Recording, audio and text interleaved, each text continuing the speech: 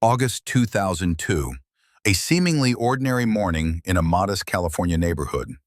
Denise Rossi sits in her living room, clutching a lottery ticket with trembling hands. Her heart pounds as she watches the numbers appear on the television screen. One by one they match. All six numbers. Perfect. In that moment, Denise becomes a multimillionaire. The jackpot, $64 million.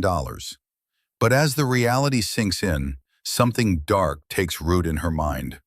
Her husband Thomas is in the next room, completely unaware.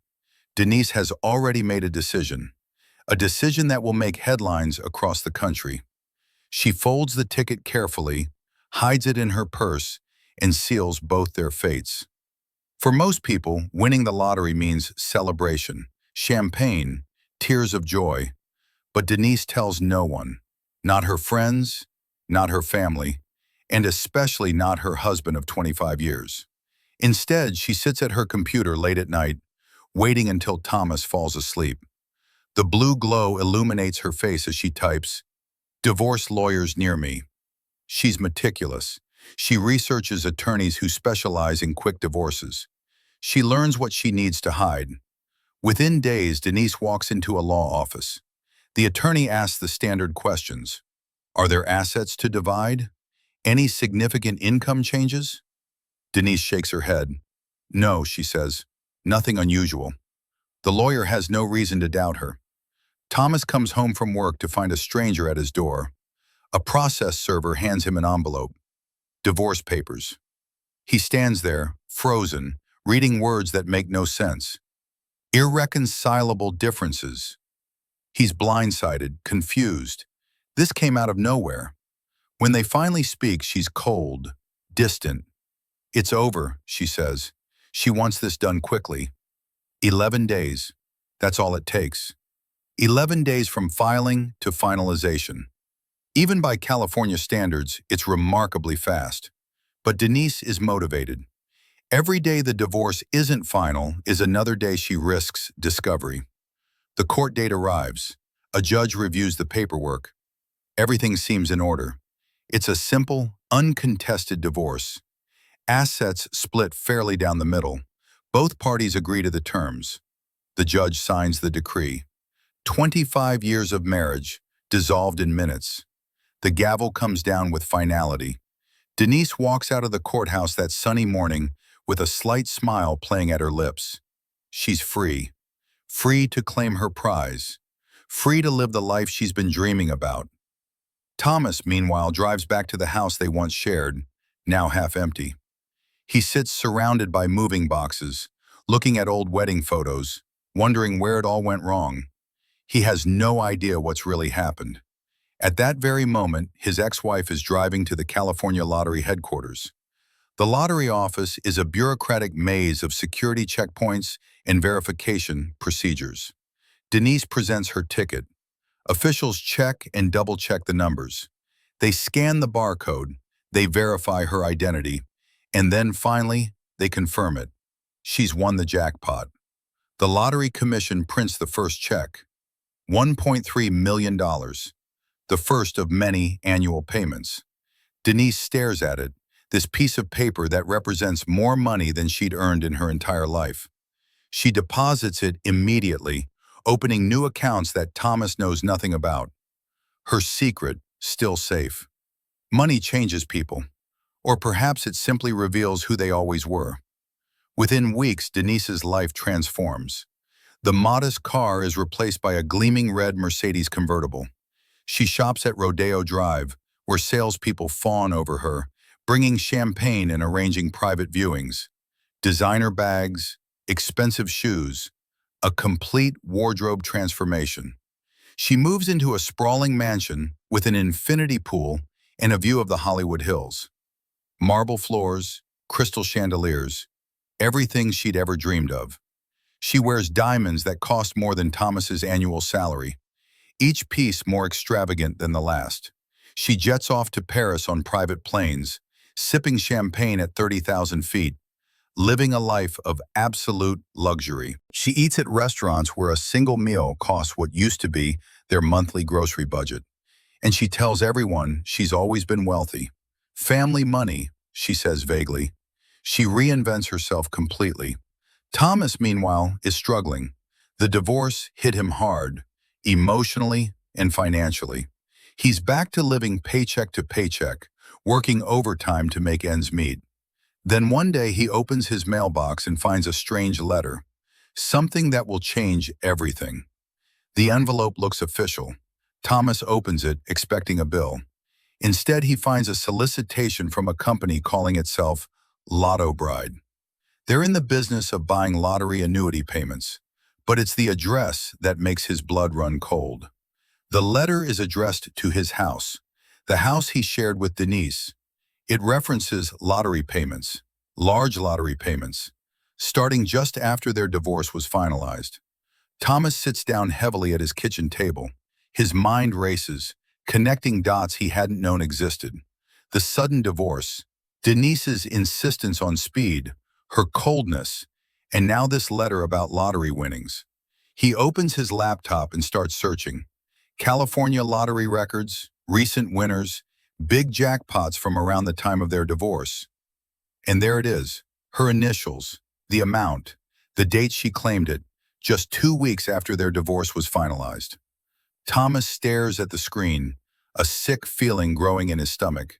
His wife of 25 years had won $64 million and never said a word.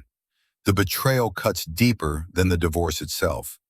But alongside the hurt, something else grows: determination. Thomas hires a lawyer, not just any lawyer, but one specializing in family law and asset concealment. They sit in a modern office, case files spreading across the desk like evidence at a crime scene. "This is big," the lawyer says. "She won the lottery while you were still married. In California, that's community property. She had a legal obligation to disclose it. By hiding it, she committed fraud." They file a lawsuit citing California Family Code Section 1101. The law is clear. Spouses must provide full disclosure of all assets. Failure to do so isn't just grounds for appealing the settlement, it's grounds for awarding the wrong spouse the entire concealed asset. Not half, all of it. When Denise receives the lawsuit, she's stunned. How did he find out? She hires her own team of expensive lawyers, the kind her lottery winnings can easily afford. The case goes to trial. The courtroom will decide the fate of $64 million. The courtroom sits empty before the trial begins. Morning light streams through the windows, the calm before the storm. Thomas enters the courtroom with his lawyer, determined expression on his face. He's ready to fight for what's right. Denise enters with her legal team, defensive posture, tension visible. She knows what's at stake. The judge enters. Everyone rises. The trial that will make legal history is about to begin. Thomas's lawyer presents evidence to the judge. A timeline board showing the lottery win came before the divorce filing. The case is laid out methodically, piece by piece. The lawyer cites California Family Code Section 1101, highlighting the failure to disclose assets. The law is clear and unambiguous. Denise's lawyer argues desperately in the courtroom, gesturing defensively, but the evidence is overwhelming. The courtroom gallery is packed with people watching. Media has gotten wind of the story. Lottery winner hides fortune in divorce. It's too juicy to ignore. The judge reviews the documents with serious concentration, reading every detail of the evidence carefully. A witness testifies about the lottery payment letters sent to their shared address. The proof keeps mounting. The lottery ticket itself is entered as evidence, sealed in a plastic bag. The smoking gun. Financial forensics reveal the stark contrast. Thomas's modest income statements versus Denise's sudden, unexplained wealth appearing immediately after divorce. Denise takes the witness stand, looking uncomfortable. Under oath, she's forced to admit she won the lottery while still married. She admits she didn't disclose it during divorce proceedings.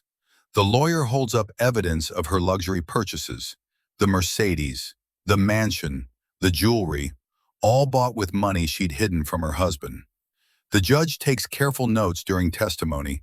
Every word is being documented for legal history. The jury watches intently, processing everything they're hearing. Ordinary citizens witnessing an extraordinary case. Thomas watches his ex-wife testify, complex emotions on his face, pain mixed with vindication. 25 years of marriage ending like this. Denise's hands grip the witness stand edge nervously, knuckles white. The weight of her deception is crushing her. The courtroom clock shows time passing during deliberation. Minutes feel like hours. Everyone waits for the verdict. The courtroom falls silent as the judge prepares to deliver the verdict. You could hear a pin drop. Denise sits rigid at her table.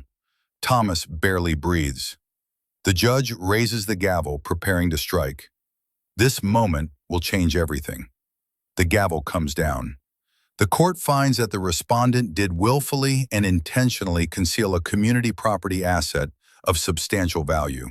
She violated her fiduciary duty by fraudulently hiding this asset. The judge continues.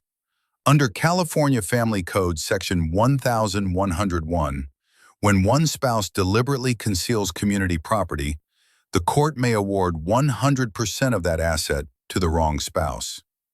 Given the egregious nature of the deception, this court awards the entirety of the lottery winnings to the petitioner, Thomas Rossi. The courtroom erupts. Denise's face drains of color. Her hands grip the table, knuckles white. She's lost everything. Every single penny. Thomas sits there stunned. He didn't win half of $64 million. He won all of it. Denise's lawyer leans in, whispering urgently, already talking about appeals. But everyone knows it's over. Thomas walks out of the courthouse into a sea of camera flashes and reporters. "How does it feel?" they shout. "What will you do with the money?" He pauses on the courthouse steps. "I just wanted what was fair," he says simply. "I would have been happy to split it 50-50 if she'd just been honest. But she lied, and actions have consequences." Behind him, Denise exits through a back door, head down, covering her face. The woman who'd walked out with a secret fortune now walks out with nothing. The story goes viral. "Lottery bride loses fortune," screams headlines across the country. "Woman hides $64 million from husband, loses everything," reads another. The case captures the public imagination. Television news broadcasts cover the case extensively. It's the perfect cautionary tale about greed and karma. Social media explodes with the story. Everyone has an opinion. The case becomes a viral sensation about justice and consequences. For Denise, the fall is as dramatic as the rise. The Mercedes is repossessed, towed away from her driveway. The mansion goes into foreclosure. A sign is posted. She's losing everything she'd gained through deception. She returns designer clothes to boutiques, embarrassment visible on her face. The humiliation is complete. Her luxury items are sold at auction. Everything she'd accumulated is liquidated to pay debts. She moves back into a modest apartment, the kind she'd lived in right after the divorce, before she claimed her winnings. A complete reversal of fortune. The contrast is stark. Thomas in his modest but comfortable home, content. Denise in her small apartment, defeated. Two very different outcomes. Thomas handles his windfall with surprising grace.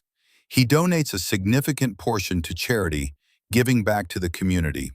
He helps out family members who are struggling. He uses the money to build relationships, not destroy them. He volunteers at a community center, giving back, finding purpose beyond the money. He buys a comfortable house, nothing extravagant. He finds peace in simplicity. He looks at old wedding photos with bittersweet memories. The marriage is over, but he's learned valuable lessons about honesty and integrity.